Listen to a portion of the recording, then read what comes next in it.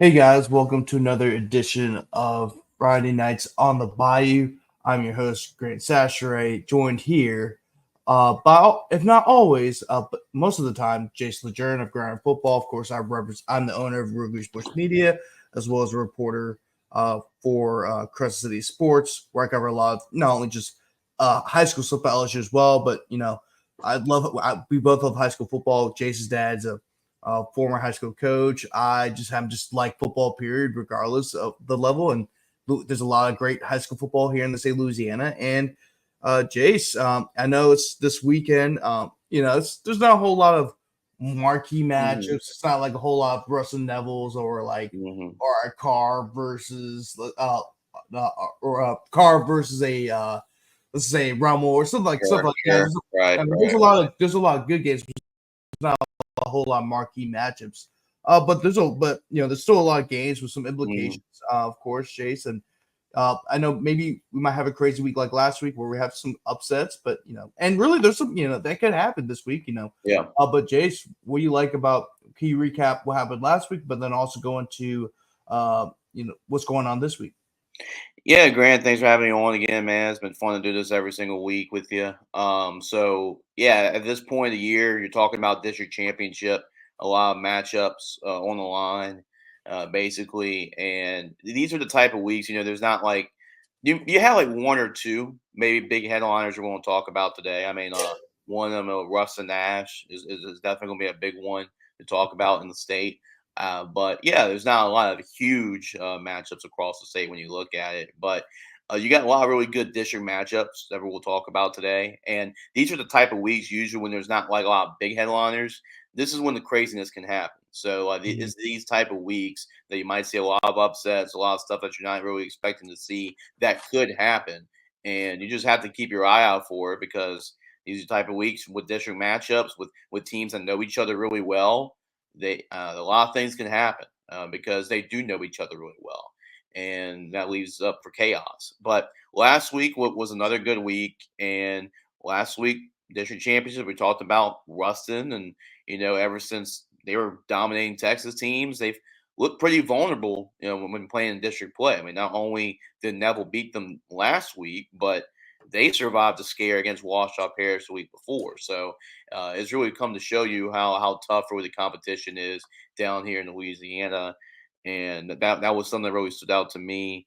And I was there to call a really good Lutcher Edie White game when I got the call from Lon and say, "Hey, you want to go and call this game, Jace?" I said, "Oh, hell yeah, I do. I mean, Lutcher and Edie White. That's going to be for a district championship, and that's going to be for really, but really depending on whoever wins this game, could be the number one seed if they get that win. That's how big that game was in their playoff seeding. So that was a big game, a great. It felt like a playoff game, Grant. It really did with the environment at Lutcher. And I have to say, Lutcher has always been one of my favorite places to go see a football game. It's an awesome place to go see. Great atmosphere, great fans. It feels like they have their own live mascot, the bulldog, in the sideline. So they always have like a college like atmosphere at their stadium. It's awesome to go see. So there are a lot of really good games last week. A lot of really good performances.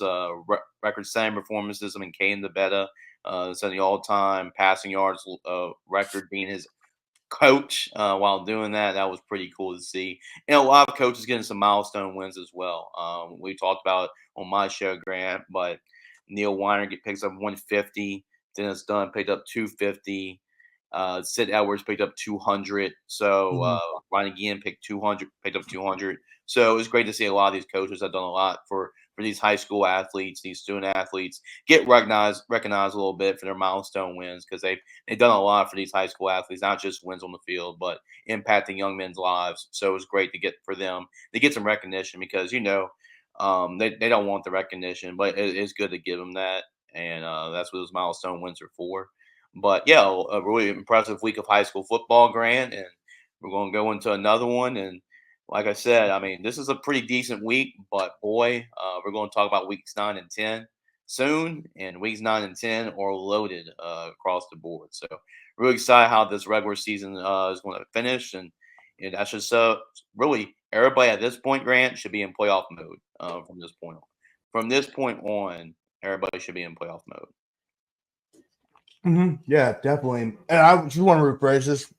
There is a lot of big time matchups. It's not like, but the big Right. time there's not a lot of big time matches for like the big schools. There's a lot of big time matches for the smaller schools. I want to Mhm. rephrase that too, Right, right. because there are some big time matches, but Yep. this is not like the the bigger schools. There's a lot of the smaller schools, and Yeah. we actually talk about. So before we get into our main card, I guess you could say, we're going to talk about some games that you probably need to watch it for, kind of briefly, and there's Yeah. going to actually be something that pops up on the screen actually pretty soon. But gonna go through the list right now. Sterlington at Bastrop, Notre Dame at Jennings, Opelousas Catholic at Vermilion Catholic, North Iberville at Ascension Catholic, and West St. John at St. Martin's Episcopal. All those games are pretty big, and there's a lot. Like I said, there's a lot of big time matches that involve the small schools. Those are just some of them. Mhm. But I want to give those games a quick shout out because a lot of those games have not only have district title implications, but they're all really good teams going at well coached teams as well. So, Jace, what are your thoughts about that slate right there in terms of the games I just mentioned? Yeah, that's a perfect example, Grant. These are all games that are district games that are flying under the radar. Like you said, these aren't all like the 5As, the big time schools, but there's some good football. Everybody's got to realize there's some good football down at 2A, 1A. There is some really good football down there. So I would highly encourage if you're around the area to go see some of these games. Like Notre Dame Jennings, when you mentioned that game, that really stood out to me. Jennings is actually a really good football team, man. Like Ray John Zeno, who's actually committed to play in our Gridiron Football Bowl game. He's one of those running backs that is just so loaded at the position this year. You don't talk about Ray John Zeno, but he's that good. And Notre Dame got themselves a big win over LCA last week too. So even though LCA has struggled a little bit this year, it's still a big win for Notre Dame to get back on track. You talk about Ascension Catholic and North Iberville. North Iberville finally got their first loss last week against White Castle. So this is their first time they had to go overcome some adversity. Guess what? You got Ascension Catholic and Chad Elsie coming up. So let's see how they can prepare for that game. So that's going to be interesting to watch. St. Martin's, West St. John. I think West St. John, Coach Thomas done a great job with that program. Talked to Coach Roussel for a Player of the Week interview with him and Dedrick, and he was impressed with West St. John, and he's pretty encouraged. He had to remind a lot of his players, like, hey, like West St. John back a couple years ago, they were really loaded. They were like a state championship program year in and year out. So like he had to kind of remind his players about that because they don't really remember that. So still, it's good to see them back on track and after playing St. Martin's and one really good running back in Dedrick Lasty, you got to turn around and play Harlan Berry Yeah. after that. So that puts a strain on your defensive coordinator there. But yeah, those are some really good matchups we talked about, Grant, and those are some ones to keep an eye on. I'm sure we'll keep an eye on this week as well. Oh yeah, definitely, definitely, Jason. Also another game I want to talk about a little bit too is Jesuit and John Curtis. Hmm. This is Yeah. a game where I feel like I think John Curtis can win. But I think Jesuit Hmm. might cause an upset. I mean, they've done it Yeah. they've done it before this season, and I think the Patriots are an upset. Even though I do think the Hmm. Patriots will win, I think they are an upset alert against this spicy Blue Jay team led by Coach Manali. Yeah, I agree with you, Grant. And Jesuits pulled it off this year on multiple occasions. They beat St. Aug a couple weeks ago, and another beat somebody else. It was I'm trying to think on the top of my head, but they beat somebody else as well. Yeah, Jesuit. So Jesuit has been, in terms of the notable teams, they've been Edie White, they've been Yeah, Brett that was Martin. E.D. White's when we Yeah, lost. that was That's Edie my White's fault. only loss until Lutcher, Gotcha. and then Yeah, they beat Edie White, Brother Martin, and St. Aug, that's what it was, brother and then Mark. they also beat Bonneville too.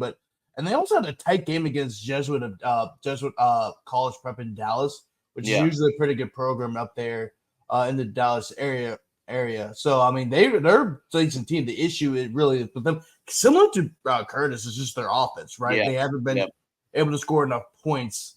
They haven't been scoring enough points, and that's kind of been the issue. They had to a lot of their wins have been like kind of defensive slaughter game. Not defensive slaughter game, but defensive battles, right? Those And that's the way they have. games. That's the way they have to win. And I mean, this actually sets it perfectly against a Curtis team who also plays very similar. They have to rely on the defense a lot because of some of the issues on the offense, and really the offense has been struggling with turnovers, which is not really something you see with a Curtis team that's usually we're very disciplined. They are very disciplined, but the issue is they're turning the ball over, right? Which is now it does happen in option offenses, but not at the rate that Curtis is doing. This is not usually a rate we see Curtis turn over the ball. So if Curtis can protect the football and not turn the ball over, then I think they'll win the game. However, if they turn the ball over, that will only play into Jesuit's hands, right? So I think Curtis will win, but if they can not turn the ball over, that's a big thing. Right, that's really it. Yeah. Yeah. And I can see Jesuit, pulling it off if John Kerr's having the same issues they're having. I mean, Jesuit's no pushover this year. I mean, they have been like the giant killers this year, like you mentioned, the teams that they're able to beat, like E.D. White, like Brother Martin, and John Kerr's was just in a tough battle with Brother Martin last week. They won 17-14. So you can't take these guys for granted. Coach Manali is a really good coach. He's going to get his guys prepared to play. And like you said, it should be. I don't know what the over under is, but definitely take the under. I would say that for a fact because both these defenses are really good, and they're going to rely on their defenses here. So it's going to be. You just explained it perfectly. It's going to be if John Curtis can protect the football here. If they can, I think John Curtis will win the football game. If they can't, Jesuit will beat them. So that's the key to the game right there. Can John Curtis protect the football? And now that will be pretty much the key to the game if they can do that. So that'll be what to watch for that game because with these Catholic games, it's going to come down to little stuff like that because you got battles that could go down to penalties, mistakes, turnovers. It's going to come down to little stuff like that anyway. So Curtis definitely has to clean that up. I mean, it's week 8. I mean, I know this is a young offense heading into the year, but by this point, you're not young anymore. You played 7 games to this point. So you got to figure out that issue now because the playoffs are coming up. Most of it. I also want to mention too, before we go off to the main card of games, is that Jacob Washington and Jasper Parker were both on Jesuit at the same time. And guess who also was on Jesuit? Guess who also played for Jesuit for a time before he transferred? Yeah. Kobe Young.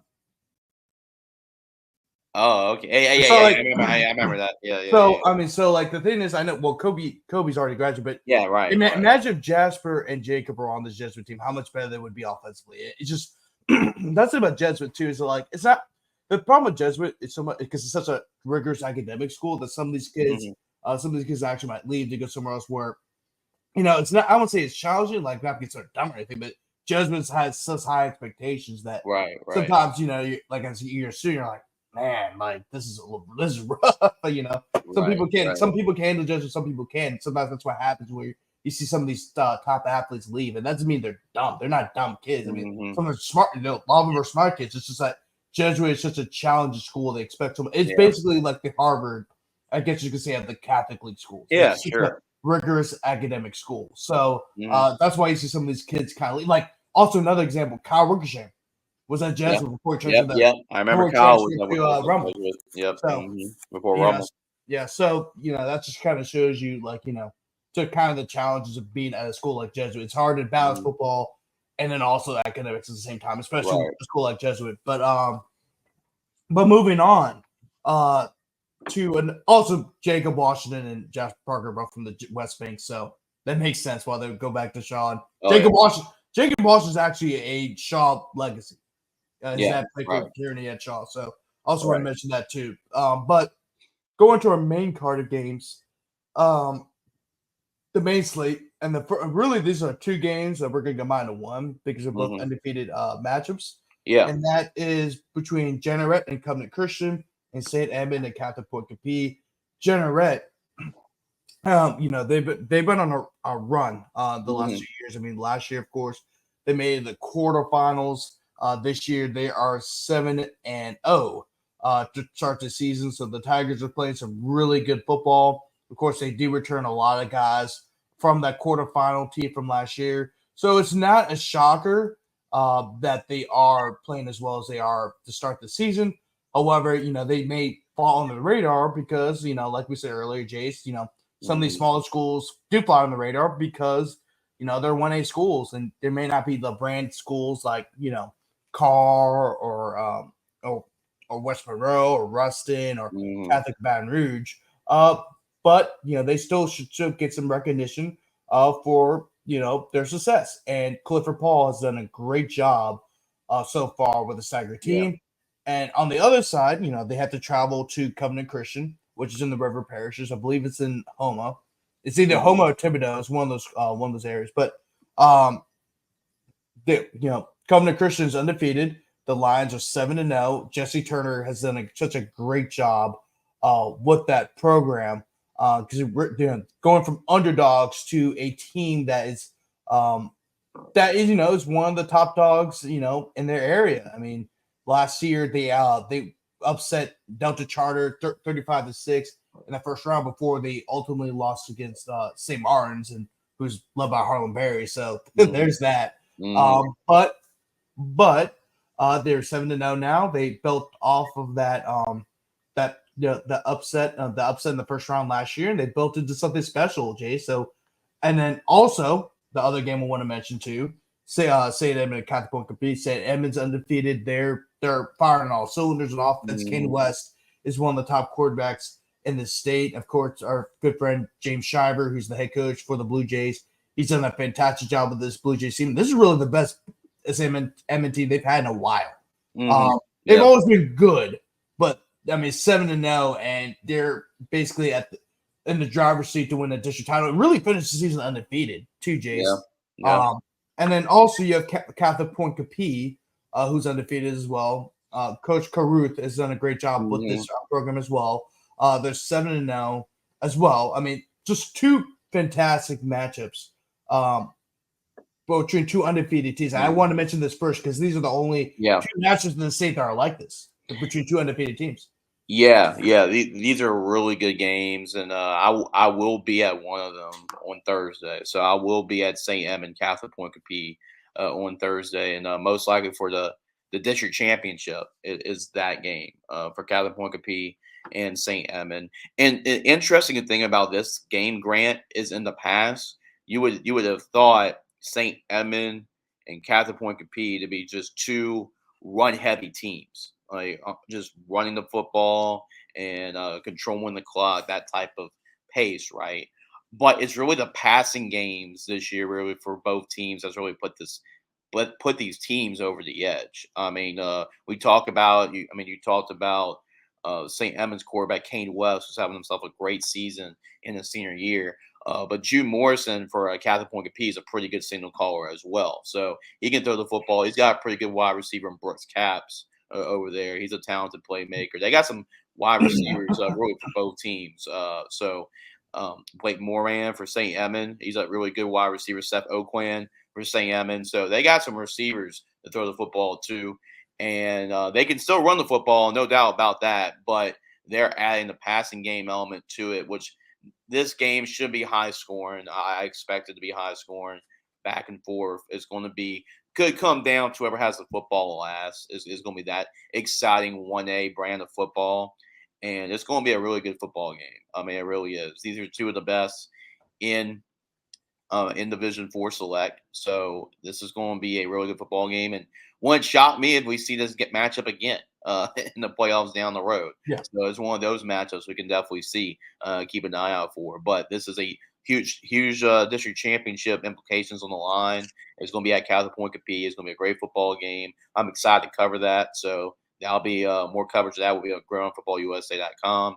And he talked about the other game as well. Covenant Christian is also flying on the radar. I think if you ask a bunch of people, and Jeanerette, I mean, if you ask a bunch of people that they're both undefeated, they want to know. I can guarantee you that. And Clifford Paul's done a great job with that program. I remember when I first started working with with Lieber Keene, Louisiana Football Magazine. Jeanerette was struggling to win football games, and Clifford Paul has really turned it around and really changed that mindset with that program over the last couple of years. They've had some college talent over the last couple of years playing at the next level at several key positions, and Covenant Christian has been another team that scored a lot of points. They're really good offensively. This is a really good football team too. Jesse Turner's done a good job over there as well. So this is a really good football team, both playoff teams, and not only playoff teams, but these are both sleepers, man. They can both make runs in the playoffs, deep runs in the playoffs. So talk about we talk about maybe not a great slate for the big schools, but for the smaller schools, it's a really good slate as well. So you got those teams going at it. I know in the Baton Rouge area, I mean, Southern Lab and Kentwood's always, even though Southern Lab's dropped their last 3 games, I mean, still Southern Lab and Kentwood's still going to be a really good football game to watch. When any time those two athletic teams and programs that won a lot of state championships go against each other. So to your point, I mean, there's a lot of really good games that are not necessarily the 4A games, 4A teams, or the 5A teams. But if I were just your regular high school football fan that doesn't really have any affiliation with any school or anything, I would definitely go check some of these games out, like St. Edmund against Catholic-Pointe Coupee. I'll check out Covenant Christian and Jeanerette. I'll check out these games, man, because it's a pretty good football, and they deserve just as much praise as some of the big guys. Oh yeah, definitely. This is what I want.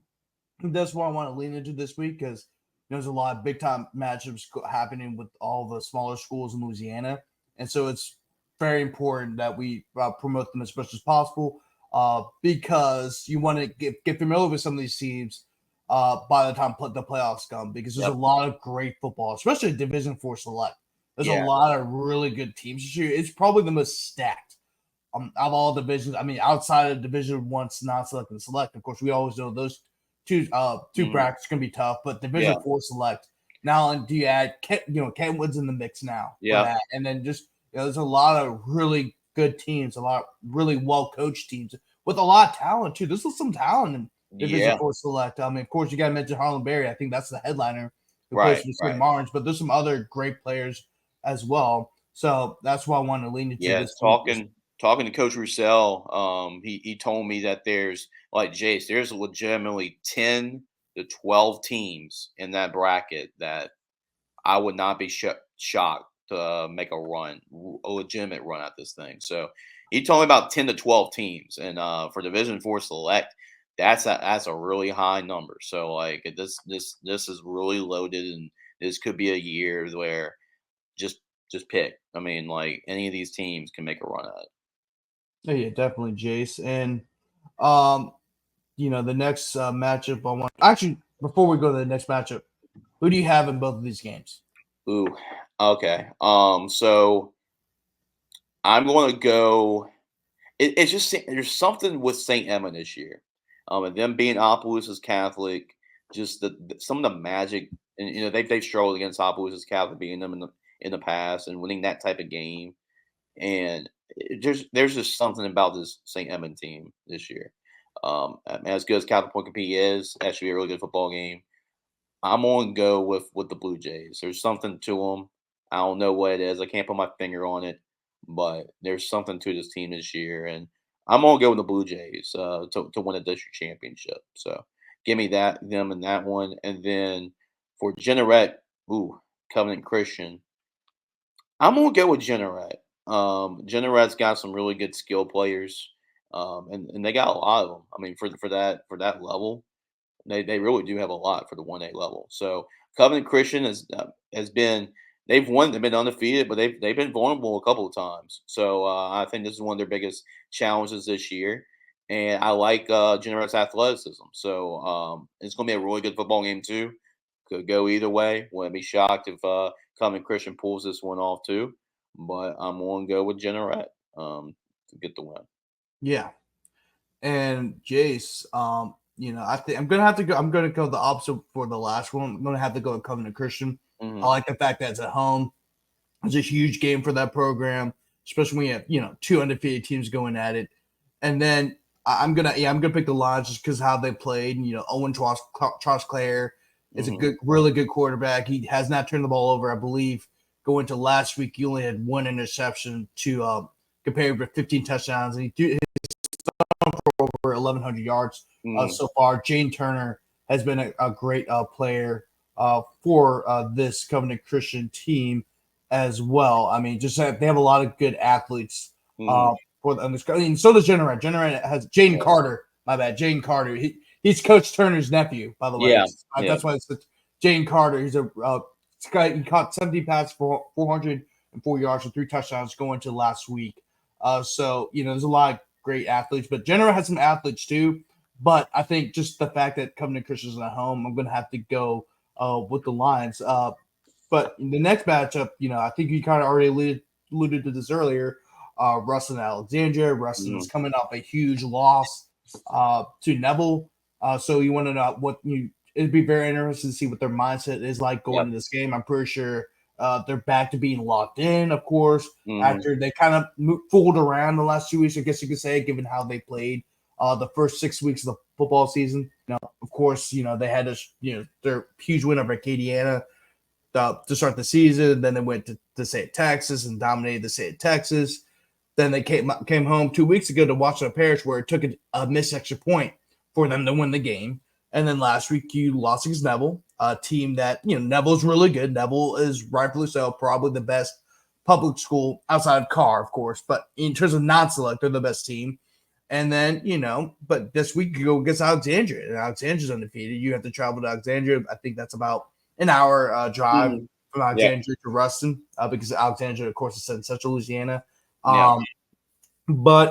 And Alexandria's really good. They're another very talented team, similar to Neville, and it's at their place. Right? So they're really excited, and it's a chance for them to have a huge statement win over a program like Ruston. But Jace, can Alexandria defeat Ruston for Ruston's second straight loss, which is something that we weren't gonna, that wasn't something we had in our bingo cards to start the year. Was if Ruston will lose 2 straight games, but given how talented the district is, it's possible. And Ruston has not been playing so well recently. Yeah, you kind of alluded to it, Grant, and you talked about Ruston being locked in, and I have to say that I think they will be, and I know that they got a lot of love at the early beginning of the year, right? Everybody's saying that they're the best, they're the best team in the state, blah blah blah. They're killing everybody in Texas, and then it's going to be easy for them when they come back in Louisiana. I don't think anybody's going to beat them in Louisiana. Like they heard all the noise. What Nick Saban says, the rat poison, right? But here, I think that's obviously with the last 2 weeks. Not only with losing to Neville last week, and there's no shame in that. I mean, Neville was one of the best teams in the entire state. But also struggling a little bit against Ouachita as well, and squeaking by that game. I think that 2-game period for Ruston has really reshifted their mindset here, and I think it gets them back locked in. It's like, hey, like it's just a reminder. Like if we don't play at our best, we can and we will lose. So with that being said, I think Ruston bounces back in a big way. I don't like this spot for Ash. I really don't. I probably would preferred if Ruston did beat Neville last week for Ash. But them coming in, I think they have a lot of motivation. They want to prove once again why they're one of the best teams in the state. With that being said, I'm actually going with a Ruston here. I think Ruston does bounce back. I expect him to bounce back. I think Coach Ball has a lot of bulletin board material to tell his team this week, and I think they will bounce back. I really do. But we're going to be really excited. Alex Allison for us for Gridiron Football. He's actually going to make the drive up to Alexandria, so he's actually going to cover the game on Friday. So we're really, really excited about that. So we'll have coverage of this one. We'll have live coverage, and of course, we'll have a post-game recap on the website, GrindFootballUSA.com. But yeah, talk about the talent that's going to be on the field for both teams. It's going to be really insane. It's going to be an awesome atmosphere down there in Alexandria, and what you can say that the top game in the state this week. It's going to be a really fun one. A lot of college talent. A lot of LSU. I mean, we both cover LSU. There's going to be a lot of LSU prospects and commits already on the football field for both teams. So it's going to be really fun. And but I think motivation is key here, Grant. And I think Ruston's going to be really motivated to show why they're one of the best teams and give everybody a reminder why they're one of the best teams in the state. Oh yeah, no doubt, Jace. I think Ruston, I think we'll bounce back. I think it'll be a close one. I think Alexandria is going to play him tough. I think Alexandria has the talent to compete with Ruston. They're also very well coached. Coach Bachman's done a great job with this Trojan program. Yep. I just think that Ruston is. I think they're going to lock in now because they know that they have not been playing their best football. They have not been the best of themselves. So I just think that Ruston and Coach Ball. Coach Ball will have these guys locked in in this game. Although I can see also Alexandria winning too, because because there's also two sides of the coin. Are they locked in, or are they gonna have a hangover from the loss, right? Because that was the first time they lost. That's the first time they've lost in the regular season in almost 2 years now. Yeah. So you got to think about So you got to think about that now. 3 years actually. Because they're not used to it. They're not used to losing the regular season, especially against a district opponent. So I wonder how they're going to handle that going against another team like Alexandria, who can beat you. Yeah, who has the talent to beat you. They're not afraid of anybody. And it's on the road. Is in that environment. You know, it's going to be rocking. It's going to be rocking in that stadium for that game. So I mean, I could easily see Alexandria win this football game. So if that's the case, I mean, Ash and Neville would be for the district championship, I believe. Yeah. Speaking of Neville, they will have a big time match against Ouachita. I mean, and really, I probably should have mentioned this earlier in the show when we're doing the games to watch. This kind of probably fits more into that than probably the main card. But Ouachita has given a scare to Ruston in the past, and after a huge win, ironically, kind of same scenario. This hangover for Neville. It could be a hangover for Neville. Ouachita does have talent. Of course, they're very big up front.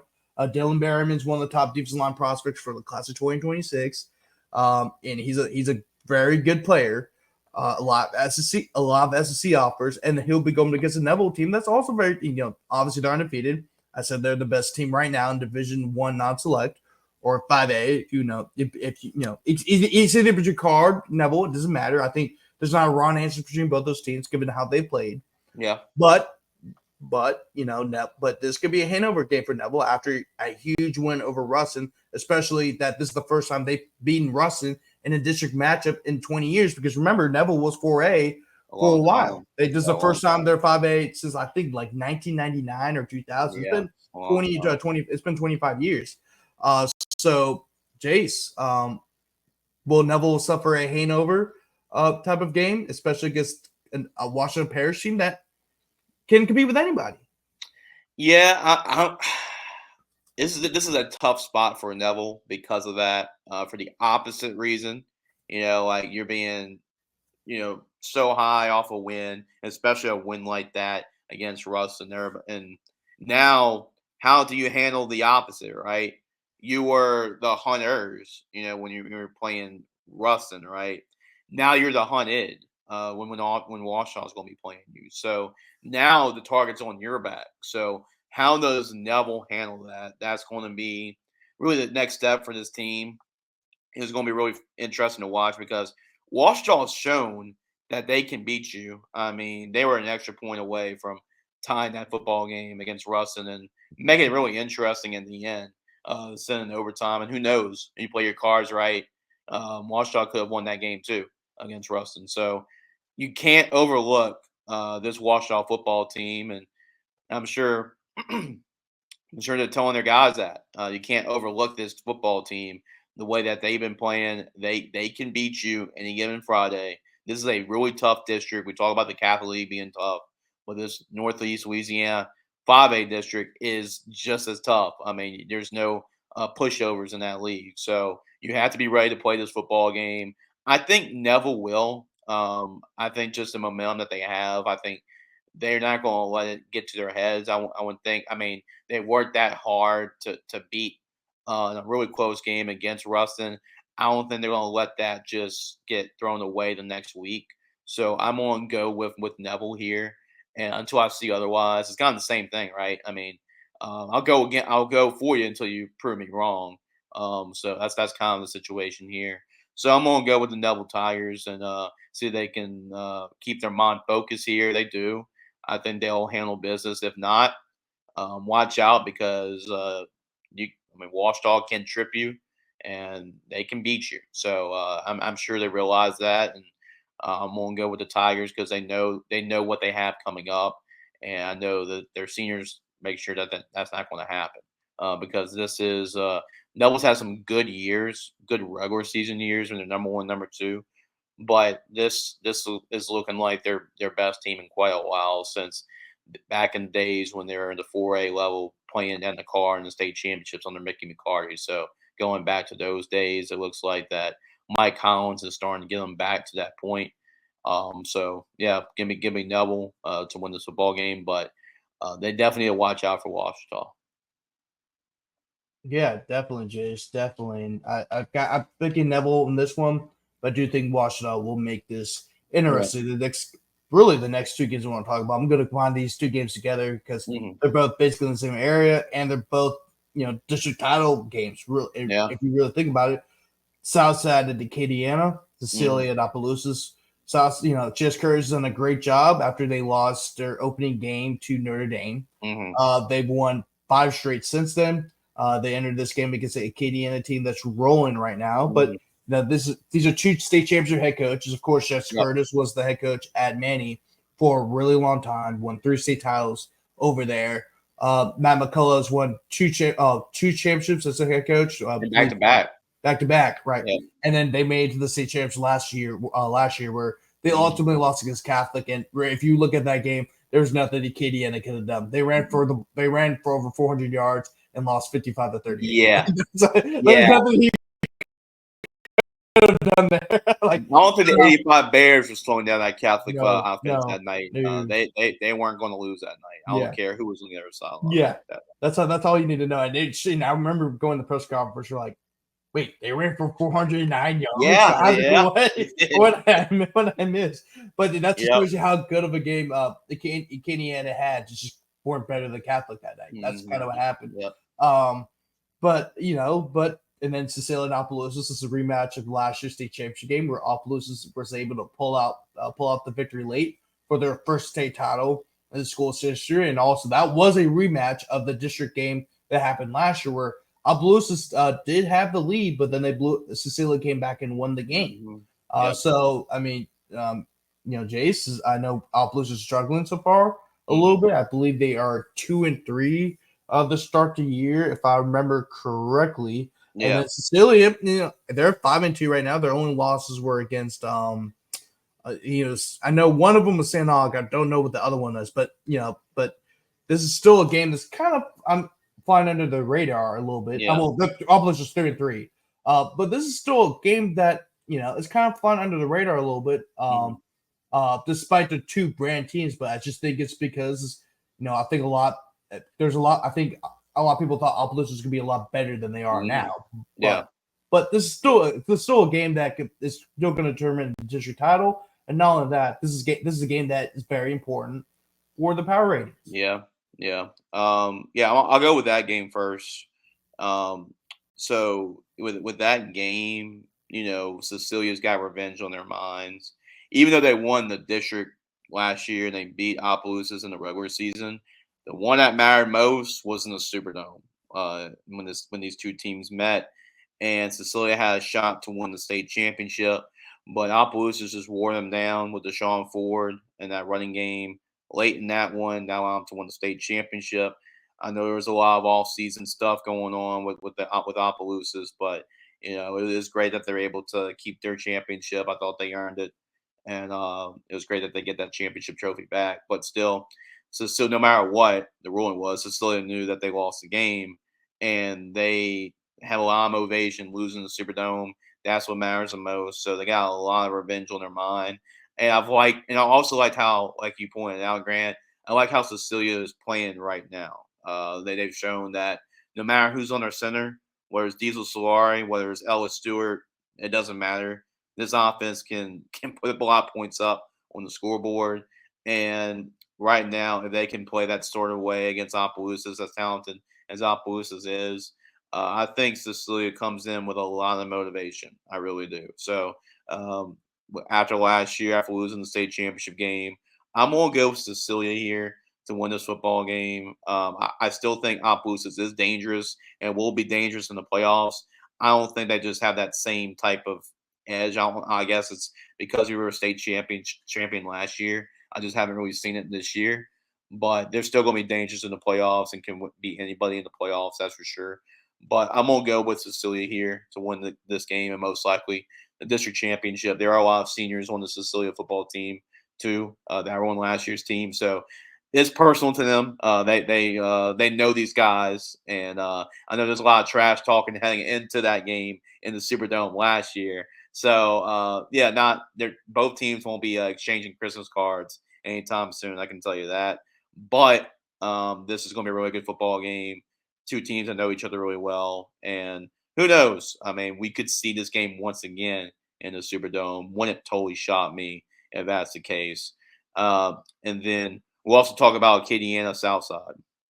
I mean, that game too. We talk about Coach Valdez going to St. Aug, but the other big hire in the offseason was obviously Jess Curtis going to Southside. And okay, that was another sleeping giant. If you just get the right guy there, watch out. And Jess Curtis is definitely the right guy. After his state championships he's won at Manny, that they're going to really be making some noise. And this is like a late version of when we talked about St. Aug going against that in the car. Like it's just later in the year. It's like this is a measuring stick game. Where is your program at? And it's going to be for a district championship. You're going to be playing against Acadiana. And Acadiana's offense, they've had, like you said, Coach McCullough has had back-to-back state championship teams. Coach Davidson has won a lot of state championships at Acadiana.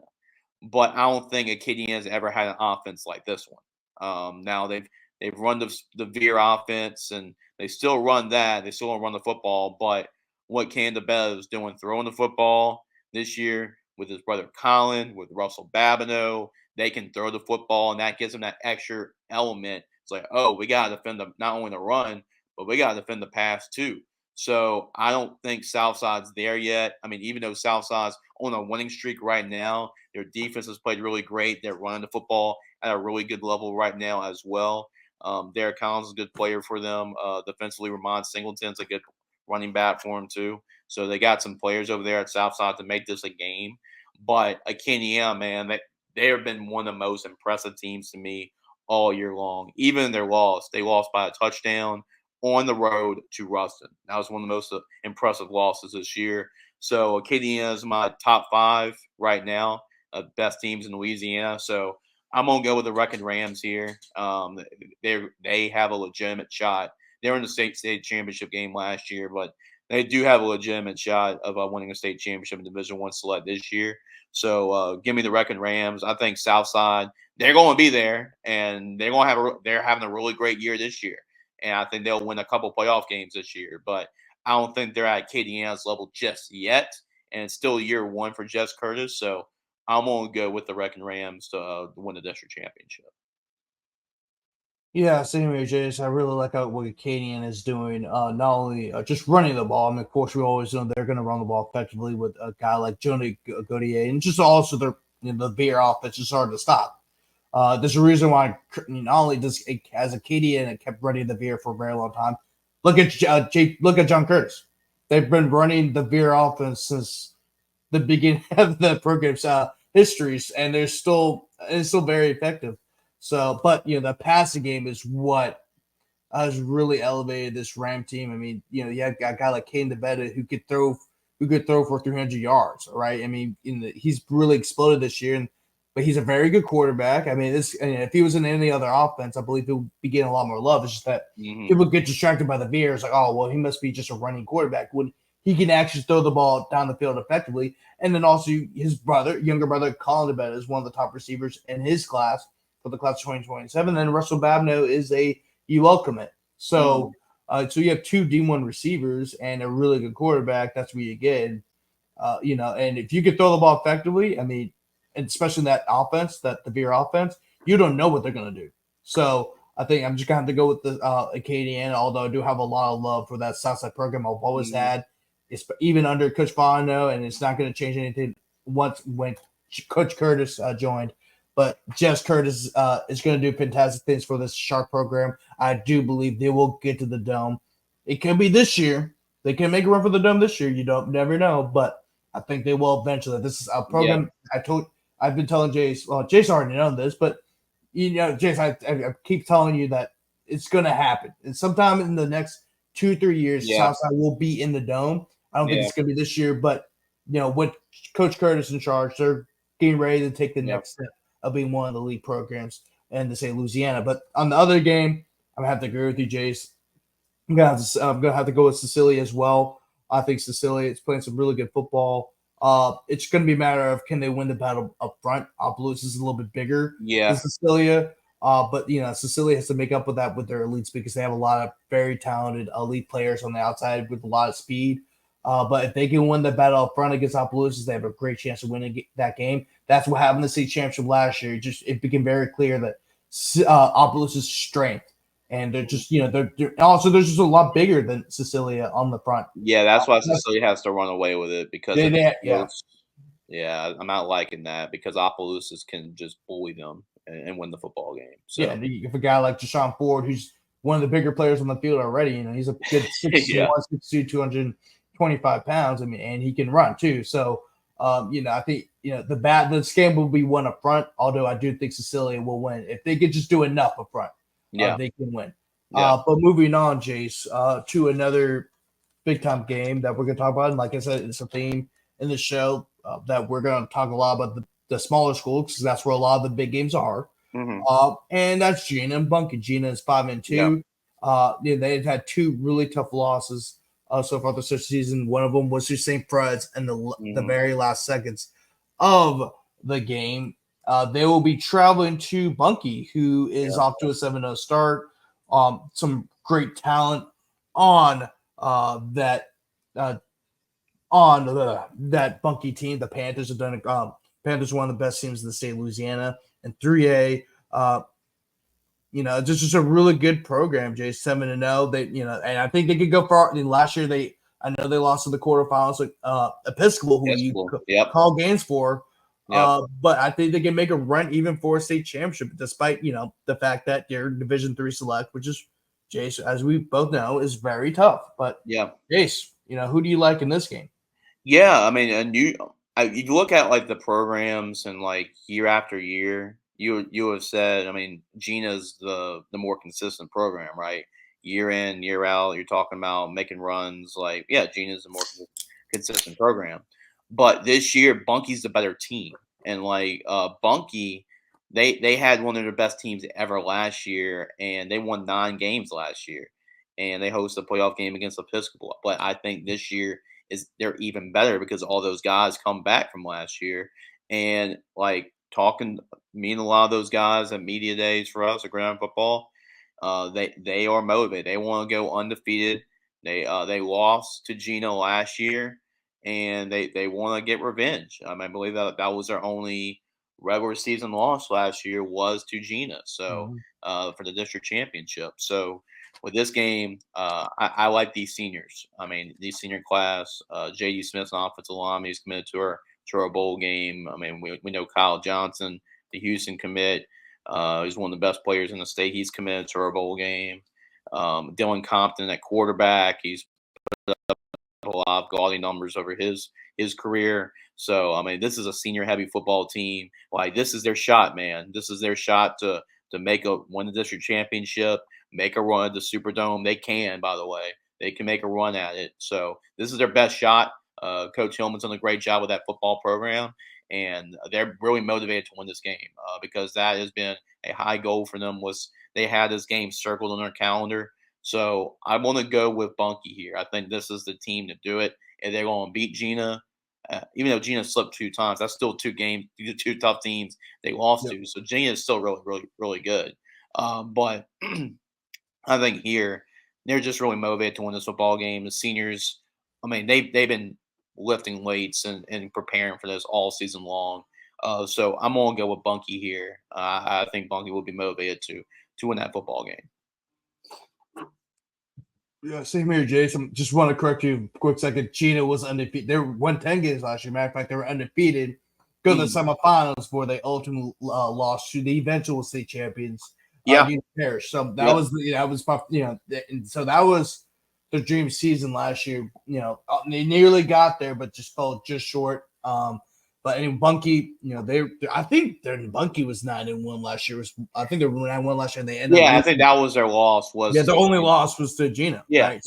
yeah, So they're trying to get revenge too in this game. I think the Panthers are going to pull it off. Yeah. I'm going to have to agree with you there. I just think that the way Bunkie's been playing football, it's been phenomenal. And then Jena, I just think that there's still some questions about Jena because their loss against St. Prize came at the last second, but they did lose a game to Tioga 65-26. If I saw that correctly. Yeah, it was 65-26, and Tioga's been kind of struggling this year.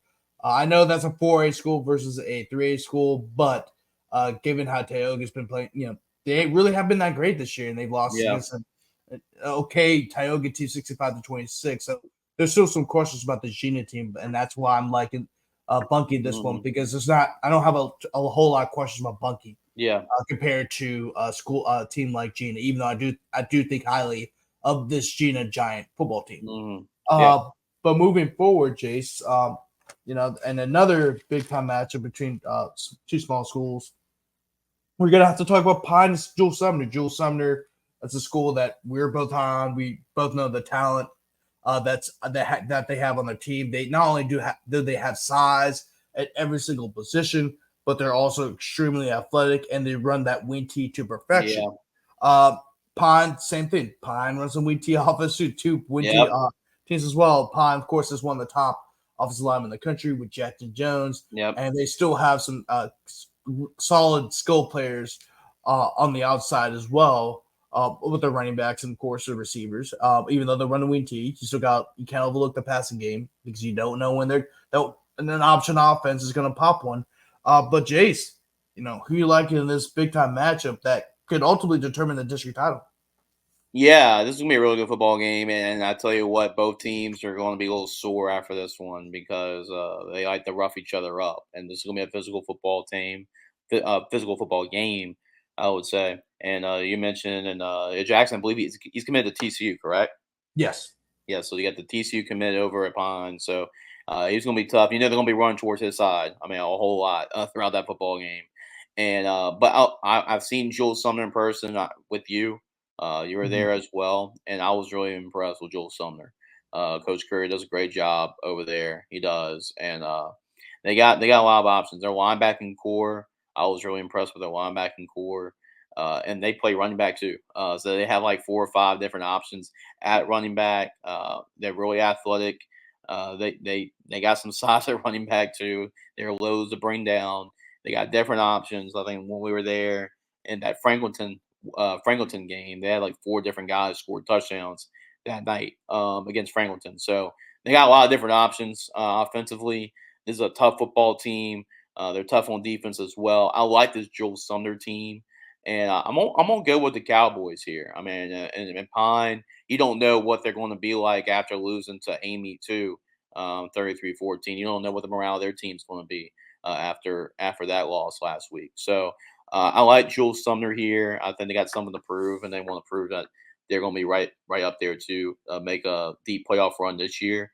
So I like the Cowboys here. So I'm going to ride with them and give me Jules Sumner. Yeah, I'm good. Got to agree with you here. I think Sumner's going to win this game. I was really impressed, even though they lost to Franklin, and I was really impressed with the way they played. I mean, they were leading by 2 touchdowns at one point, but Franklinton's a good team. They've been through adversity before, and they found a way to win. That's kind of what happened. And just kind of what happened. But I think Jules Sumner did respond to that win very nicely. They have responded with 2 straight wins. Both and then both were ended up being by 51-0, 58-0. Just kind Yeah, of that's how you want to respond. I mean, they shut up, in 4 of their wins, they've shut up their opponents. They shut out St. Helena 30-0. They defeated Livonia 45-0. Of course, I just mentioned the Springfield and Opelousas scores 51-0 and 58-0. And they also they've beaten Kenwood. They've also been a very good team in Kenwood, 20-14. And they're just rolling right now. So I think Joel Sumner's got this. Pine does have some good size. Of course, we just mentioned Jackson Jones. I mean, Jackson Jones is all 6'6", 6'7", and 280 pounds. Yeah. I just think that because of their size, they have size in the backfield. They have size on the offensive line. They have size in their front seven on defense, and they have size in the defense. Like in the defensive backfield, I think 3 of their 4 guys in the backfield are like 6'2". They're long. I mean, that's going to be a scary team come playoff time. And and Coach Salt also, who's the head coach at of course Franklin did because I think I told you this too, Jace. I'm not sure if I mentioned the podcast. I think it was maybe in a phone call, but he did say that he told the Newman's head coach that this Joel Sumner team is no joke. Of course, I don't know why the Newman head coach's name is Nelson Stewart. I don't know why it's escaping me because I know Nelson pretty well. But he told Coach Stewart that that's a scary team that you don't want to play in the playoffs because of just what they have. I mean, this is a team that I think not a lot of people are talking about. And that's because it's in Kenwood, and I don't think a lot of people even know Joel Sumner's in Kenwood. By the way, It's still, I think, I think I think people are starting to figure out Joel Sumner now, especially guys people who cover high school football, and I think they will especially know them come playoff time. And I think that's he banging the jump. That as a team, you need to watch it for by the time when the playoffs come around. That they're a scary team for anybody. But anyway, I'm going to pick Joel Sumner to win this game. The next game I want to talk about is another big time game between 2 small schools, and that's Mangham, who's 5-2 right now. They're coming off a tough loss at Oak Grove, but the 26-20 to a defending state champion, especially an Oak Grove team that's usually used to running away from their opponents. I mean, I know you don't want to talk about moral victories, but but I think that's where that's a measure stick game for the Dragons. I think see where you are, and you're going because of the tough Ouachita Christian team, who we all know about. Because you always going to be a state title contender. Coach Fitchie's done a great job with this program. The Dragons will be traveling to play the Ouachita Christian Eagles up there in Monroe. So, Jace, I mean, do you think Mangham can not have a moral victory, but actually have an actual victory over a Ouachita Christian who's undefeated right now? I think that should be mentioned as well. This is another undefeated team. Yeah, it's crazy but it's just we were not talking as much of Ouachita Christian being undefeated, but it's what is water? What's air? I mean that's why we don't talk about it because that's Ouachita Christian. I mean, you expect them to go undefeated. You expect them to go for a district championship.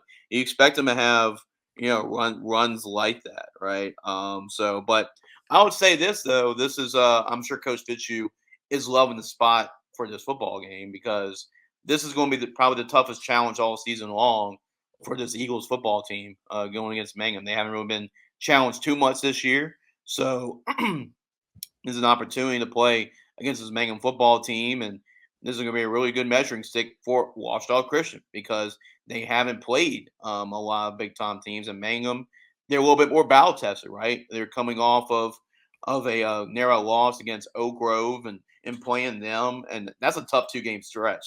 I mean, I feel for Mangham, right? You got to play Oak Grove, and then the next week you got to turn around and play Ouachita Christian. But hey, that's what the playoffs are going to be like anyway. So might as well get ready for that. But I like Ouachita Christian here. It's hard to go against Coach Fitzhugh and the Eagles. They're a state championship team year in, year out. There's a reason why they are. This is a really good spot for Ouachita Christian. And I think they're motivated for a big time opponent too. But yeah, this is going to be. I'm interested to see how they play against them because they haven't played teams like this all year long. So this is a huge test for this Ouachita Christian football team. But I'm gonna go with the Eagles here, and it should set up a classic at the end of the regular season when, of course, Oak Grove and Wausau Christian play against each other. Yeah, I mean, I think I'm gonna have to pick Washington Christian this one. I really like how the Eagles been playing football as of late, and Washington Christian is always a team that you expect to win these big games. I know they haven't been tested yet, which is why I think this game would be close. Yep. I do think Washington Christian will win this game, especially this game that will definitely prepare them for the playoffs. As we know, Division 4 select will be tough, right? Mm-hmm. We just mentioned that there's really not only are all the teams really good, but there's really no separation between all of them, right? So, I think this game will definitely prepare them. As like you said, Jace, they have not played anybody of note, right? That you consider okay, this is a tough game. Although they have not traveled. I thought they traveled outside the state. I know a lot of the Cesar Monroe did. But they did I was trying to think if they played somebody that was worth talking, but I don't think they have. Right, but this next 3 games, I mean, it's not even just Mangham. After Mangham, they got Ferriday. They got to travel to Ferriday, and of course, they have a home matchup against Oak Grove. Right. So this next 3 games are really gonna show how good this Wausau Christian team really is. A team that playoffs start now for Wausau Christian. I'm sorry. Yeah. That's what Coach Fishy's telling this team. Like the playoffs start this week, guys. Yeah. So get ready. Yeah. Like I said, there's 3 different seasons. Like we talked about this on the Nightcap show. Well, I think it was on your show actually, on the Ball in the Booth, that where Catholic has 3 seasons. They have the non-district season, the district season, and the playoff season. I think that's what Washington Christian is going through right now. Yeah, they're going through their second season, which is the district slate, which is really tough, right? Oak Grove is the defending state champion. Mangham, of course, who they're playing. Of course, we're talking about them right now. They're a really tough team that nearly beat Oak Grove last week. And then also you got to think about Ferriday. Faraday's a much better team than they were last year. They were on the field for a long time. I think 6 weeks. 6 6 and 0, 5 something like that. But they're 6-1 right now. But Ferriday was a team that wasn't very good last year, right? I think. Right. Did they even win a game last year? They may have won a game, maybe at most 2, but they've had a little bit of a down year. Yeah, I mean, with down year. I mean, that's I mean, because of the fact that they won a state championship, I believe in 19. Yeah. So I'm gonna actually double check that right now. Yeah, they were. No, they were 5-7. They were 5-7 last year, but I think the year before last year they won like they went 2-8. They went 2-8 in 2022. Yeah. So I mean, they've had down a couple of years. It's a much better Ferriday team. This is the Ferriday team we're used to seeing. So these next 2 games are going to be very tough for this Wausau Christian Eagle team. But moving on. Speaking of Ferriday and Oak Grove, that's the last game we're going to talk about. That's the hell of a way to start the morning. Talk about all these small schools, and there have been times where I almost forgot that coaches fight. I know personally. Yeah, right. And I had to. This is my second monster drink, and it's the caffeine still hasn't hit me yet. But anyway, Ferriday. I'm glad the caffeine has gotten me a little bit because we're doing. I mean, we're approaching over an hour. Yeah, and there's a lot of teams we're talking about, and so shout out Monster Energy. I'm not sponsored by them, but if you're willing to, please go sponsor your boy in South Louisiana. But anyway, Ferriday and Oak Grove. Ferriday, of course, as we mentioned, is a much better Ferriday team. This is Ferriday that we're used to seeing, a team that's very formidable and always has a shot to go far in the playoffs. They're 6-1. They will be traveling to Oak Grove. Of course, we already mentioned Oak Grove. I think a good bit in the show already. Yeah, they are 5-2. Jackson Bradley, is still doing Jackson Bradley things. You're seeing why he's a La Tech commit quarterback. He's almost kind of like a Tim Tebow, but even faster. Yeah. I'm not going to compare him to Tim Tebow. I'm just saying how he plays. I'm not saying he's Tim Tebow. Right. God forbid, but like literally, God forbid. As long as the Florida fans don't listen to the show, then you're good. Yeah. Well, I think Florida's got a lot more things to be worried about. You're right. If you look at the rest of the schedule, I mean, outside of Florida State, they got a lot more things to worry about. Yeah. This guy down here in South Louisiana. But Billy Napier, man. But Oak Grove, but now it's not just Jackson Bradley, of course. James Layton is one of the top tight ends, not only in the state, but around the country. He's got a few offers as well. They also have a very solid rushing attack as well. So, Jace, who do you like in this game? Do you think that Oak Grove pull out another Oak Grove victory and show their dominance kind of in that area, or do you think Ferriday will get a statement win against the Oak Grove Tigers? I gotta say, I mean, Ferriday, that's been a great surprise this year. See them bounce back. I mean, we see them have really good years in the past. Under Stanley Smith, he was the head coach for a couple years and did a lot of great stuff over with that program. And man, like and back in 19 when they won the state championship. Not only they won the state championship that year, Grant, if you can remember, they beat the doors down on Manny. I mean, they totally blew Manny out the door for that football game. So it's good to see them really back. I mean, when Ferriday is really good, I mean that makes North Louisiana really good when they're back, and it's good that they're coming back and they're having the type of season that they're having this year. It was really awesome to see. But Oak Grove is just a machine. I mean, they really are. I mean, when you look at it, I mean, they lost to Calvary this year. I mean, of course. I mean, like, there's no hanging your hat with that one. But this Oak Grove football team is really good. I mean, they have a state championship identity year in, year out. Jackson Browley over there. We don't really talk about him enough of how important he is really to the success of their football team, and he is. I mean, it kind of reminds me of a couple years ago.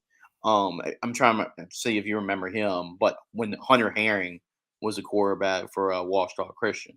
When was that? Because remember, that was like around COVID 2020, 2020. Okay.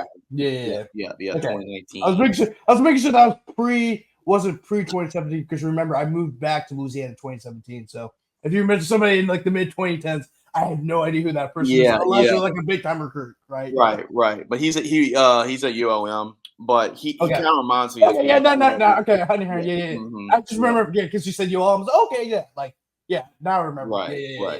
But anyway, but I didn't know he played for Ouachita Christian, so that you he played for Ouachita Christian, and really the offense went through him. And this is kind of like the similar situation, Jackson Bradley, where it's throwing, running, like the offense just flows through Jackson Bradley, and he's a big boy too. I mean, like try to bring him down. That's really tough for opposing defenses to do. So he's just a winner, man. And with that being said, I'm gonna go with Oak Grove. I mean, it should set up another classic. It's just the stars align once again for Ouachita Christian, Oak Grove to meet each other last week of the regular season for a district championship. That's a lot of state championships combined between the two. So when you pair both those two teams up, so Faraday's had an excellent team. They've been definitely one of the most improved programs this year, and really their coach does a great job as well. Yeah, what's up, Grant? I'll say this one thing. Also, they have a lot of young talent on that team. They do. That showed in the Gridiron Football All-Americans. Their whole team. The junior high. They were all Ferriday guys. Yeah, they're all Ferriday guys, and you were there for the junior high game. There is some talent in the middle school side. That's why I'm very encouraged about Ferriday returning to what they were, just because of some of the talent that's coming through the program and what we see in the Gridiron Football All-American game for the junior side, but. I like Oak Grove here. They've been in these games. A lot of seniors have won a lot of state championships. They know what it's like. Faraday's trying to get back to that, and they will. But I'm going to go with Oak Grove here. Yeah, same here. I'm going to have to go with Oak Grove here. I mean, this is unfamiliar territory for the soccer team. They're used to being these big time kids. Every time they go to the big time game, we're like, can this team beat Oak Grove? And then Oak Grove beats them 60-22. Yeah. Or something like that. Like we saw that against Haynesville last year. It's like, because we were talking about that game. I remember it's like, man, could Haynesville pull up the upset against Oak Grove? This could be a preview of what could happen in the playoffs. And then Oak Grove beat it up. I think both Jackson Bradley and then the receiver, I forgot his name, Brody Stewart. Both the Gridiron Football Player of the Week show. Yeah, they were. Both in the top 10. That just shows you. Yeah. So Oak Grove is. I'm not saying that's going to happen against Ferriday. I'm not saying that, but my point is saying like they're unfazed by these big games, and I think it's going to be no different in this game against Ferriday. Oak Grove, of course, they'll have one more big time match against Ouachita Christian to end the year, week 10. As we talk about week 10, We talk about week 9 and week 10, how loaded that's going to be. That's going to be a matchup for week 10. So can't wait for that. I mean, that's going to be a good one. I can't wait for week 9 and week 10. I know I'm looking forward too much because we're still in week 8, but that's just shows you we keep talking about week 9 and week 10. We know what's going to happen in week 9. It's going to be insane. That's usually how it happens with Louisiana. Week 9 and week 10 is usually when the district title games are happening. You have all these marquee matchups. Even the Thursday games are marquee matchups. Like that last Thursday, usually the last Thursday of the high school football regular season is just stacked. Yeah. Stacked. Yeah. So I'm really excited about this next 2 weeks. But week 8 it's going to be a really exciting weekend. It's going to be a really excited weekend for week 8, especially with all these big time matches, especially at the smaller schools. That I wanted to make sure that they got a lot of love too, because there's a lot of big games that may get underlooked because they are smaller schools. Even though I think good football is played regardless of the level. Like if there's a good game is a good game. You have to talk about it regardless of who's playing. So especially against 2 really good teams. And we started off the main card with two matchups between undefeated 1A schools. So that just shows you how big some of these big time matches, where and when some of these big time matches are happening, especially at the 1A schools. So, Jace, to kind of wrap up the show, what are your thoughts about all the matches we've discussed?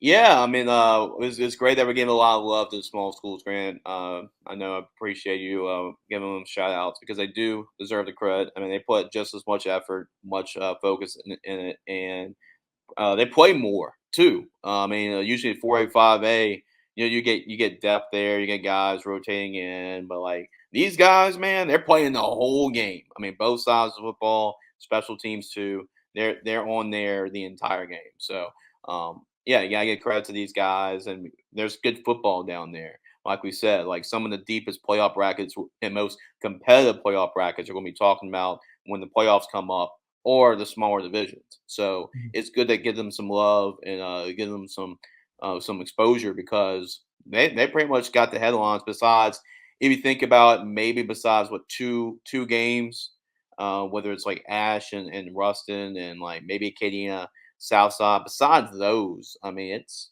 really all the small guys this week. So we got to give them some love, and they're gonna get a lot of coverage for sure. So a lot of big time matchups, district games that you talked about today. That we're going to keep an eye out on. So starting this week, you're going to see district championships champions being crowned. Really, even though you still got 2 more weeks after this, you're still going to see a lot of district championships being decided. So big week of high school football, pivotal last 3 weeks of the regular season, and this is a point, Grant, where you got to be playing your best football starting around this point. Because if you want to have like a lot of confidence heading to the playoffs, a lot of momentum heading to the playoffs, you got to start playing your best football right now. And sometimes it's the hottest teams that we've seen, at this stretch that make those runs to the dome. Not necessarily the best teams all year, but sometimes the hottest teams. And right now, this is that point of the year where you have to be starting to really shift your focus and your attention and play your best football right now if you really want to make a run at this thing. Oh yeah, definitely. So well said, Jace. But before we wrap the show, at the beginning of the video, we had a kind of a memorial for Coach Charles Baglio, of course, better known as Coach Bags. He recently died over the weekend at the age of 81 in a tragic car accident. Coach Bags was a highly influential member of not only the Louisiana high school coaching community, but also just coaching as a whole in the state of Louisiana. He was a longtime head coach at Independence, where he led the Tigers to back-to-back state title runner-up finishes, 97-98. He won over 200 games, and then he also was the founder of both the LHSCA, which is Louisiana High School Coaches Association, as well as the Louisiana Football Coaches Association. He's considered one of the godfathers for high school coaching in general. Just highly influential member of the high school coaching community, but he also was a longtime staff member for LSU's football team from 2002 through 2001 to 2002 through 2021. He was the high school relations guy for LSU, and he was highly influential in bringing some of the, making those connections with all the high school coaches in the state of Louisiana, and that's very important considering the fact of the amount of talent in the state. So having a guy like that in that position was key in bringing a lot of the best players from the state of Louisiana, and that can't be understated how important he was for LSU. So, Jace, your overall thoughts from about Coach Bags? I know your dad's a longtime high school head coach as well. You had some run-ins with Coach Bags, so kind of reflect on that real quick. Yeah, I mean, I hate to hear. I mean, Coach Bags was a great man. Great. I mean, he was a great coach. I mean, he's in the Louisiana High School Hall of Fame for as a head coach. He had some great independence teams, and he was a great high school coach. But like you said, I mean, at LSU, he was the guy that had great high school relations with the head coaches. I mean, if you're all these LSU head coaches over the years, whether you're Nick Saban, Les Miles over the years, well, you need to have great relationships with your high school football coaches in Louisiana if you're going to protect that state, right? And Coach Bags was a big part of it. And yeah, he was a great man. My dad knew him. He was a guy that you go to the LSU football games. That's how you go to. When I told Dad about that, my mom knew. My mom knew him and ran into him a couple of times. So I mean, it's sad, very sad situation. Personally, I talked to him one time when I was working with Louisiana Football Magazine, and I had to write a story about some of the best running backs that have gone through the state of Louisiana. And of course, if you're a big Louisiana high school football fan, everybody knows the name of Brandon Tofield, and he coached with Brandon Tofield. So I had a really good conversation over the phone with Coach Bags, and it was a long conversation. He gave me a lot of time and show you what kind of man he was. Be that personal, give a little college kid, some time to talk and give him some attention and help him out. Yeah, he's going to be really missed. And it was first class by Brian Kelly, by the way, too, to start off his press conference on Monday by honoring him, honoring his family. Coach Bags was a pivotal part of the high school football scene in Louisiana. He's a legendary figure in Louisiana for what he's done on the high school side. At Independence, making that the program that it was, and then also at LSU, he was a great figure, and he impacted everybody that he met. So he was a great man, great influencer because he influenced so many young men's lives over his coaching career and just being around at LSU. So prayers go out to him and his family, and I know for a fact that he'll be dearly missed.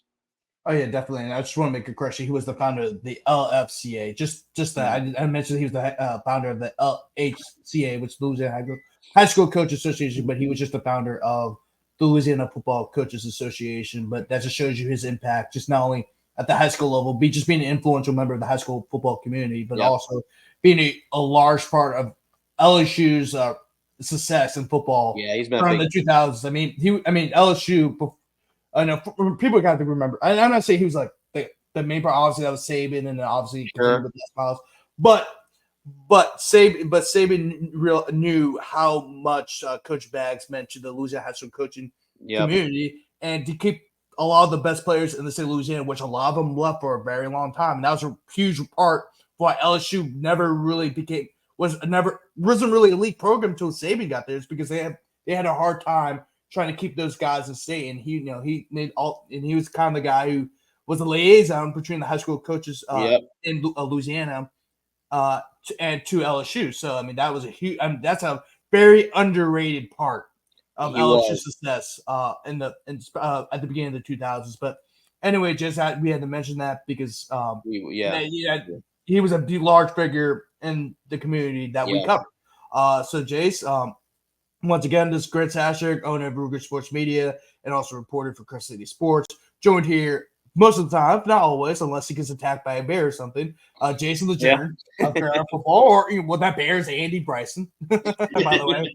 But anyway, but thanks, Jace, for hopping on. Once again, we'll have our live show every Friday night, unless something happens. If there's something ever happens, well, let's let you know. But for the meantime, we do have a live show on Friday, almost every Friday, at starting usually around 11 o'clock.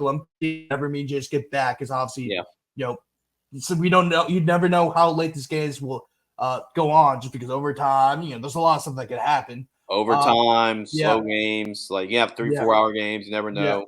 So Right, long drives. yeah. So the latest we'll always have the show will be 11:15, but Yeah. always 11 o'clock. We can live on YouTube and Twitter. You can ask questions, leave comments about your thoughts about the high school football weekend. We're always going to be willing to answer. It's a great time. It's a great way to interact with the fans. But anyway, once again, see you guys later, and have a good weekend. I'm really excited, Jace. Really excited. Let's go.